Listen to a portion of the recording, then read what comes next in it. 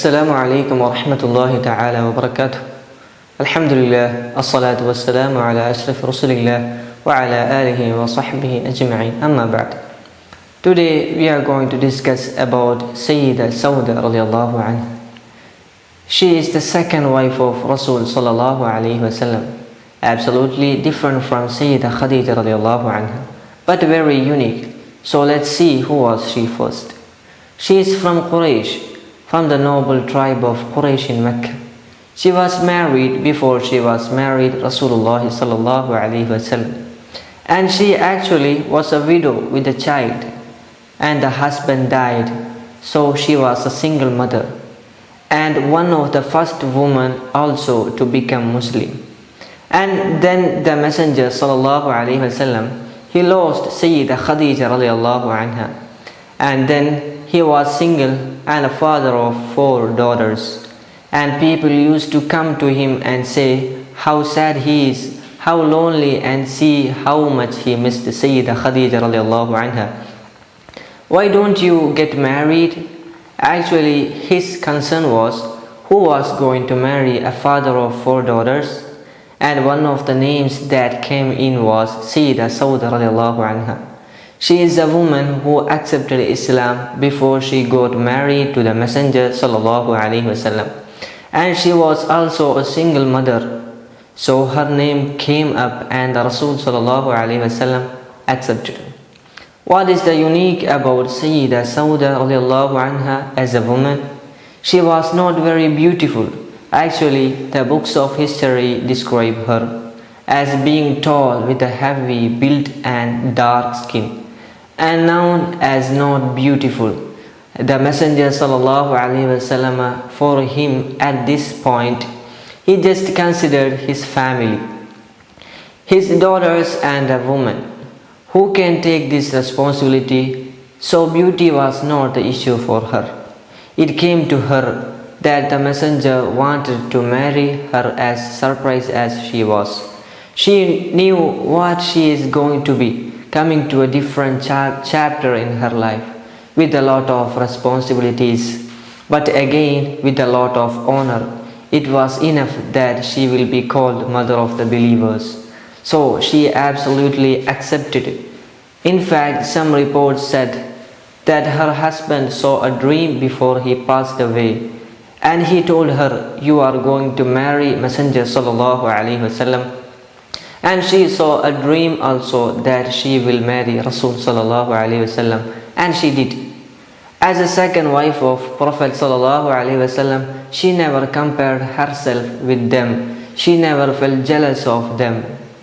On the contrary, she was a support for them, and she was absolutely happy of who is she, how she looked, what Allah gave her. And this reminds me of a hadith that is very beautiful, narrated by Ibn Majah, and Abu Huraira radiallahu anhu said, ليس الغنى عن كثرة الغرض ولكن الغنى غنى النفس.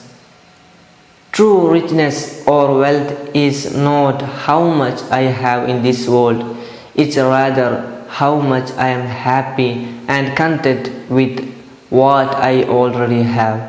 And this is Sayyidah Sawdah radiallahu anha.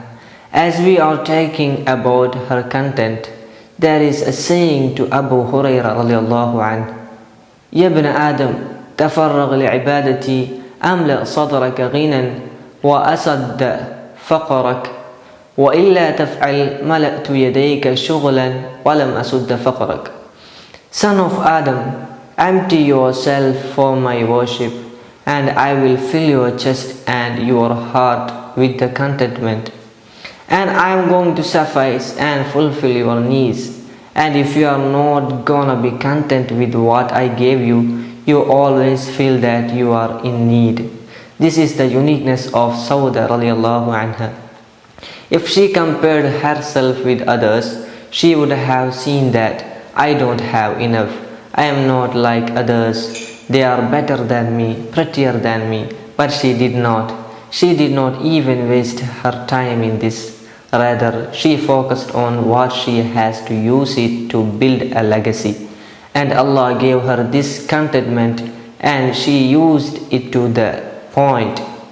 At the one point she wanted to focus more on Allah, to spend more time in worship, and she said to the Rasul sallallahu alaihi wasallam, and he was worried about her because of her character, that the other may take her feel less.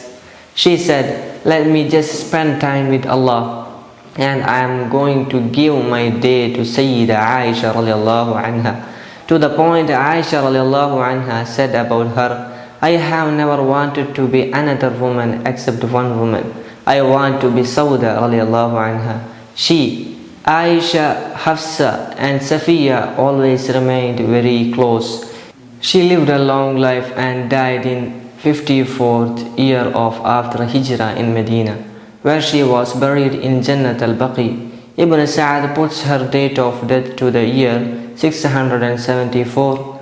After her death, Muawiyah radiallahu anhu, the reigning first Caliph of the Umayyad dynasty, bought her house in Medina for 180,000 dirhams. According to other sources, she died in Medina towards the end of Ashrin in 22nd year of after Hijrah. May Allah gather us with our Ummahatul Mumineen in Jannatul Firdaus. I am concluding here. وآخر دعوانا أن الحمد لله رب العالمين والسلام عليكم ورحمة الله تعالى وبركاته.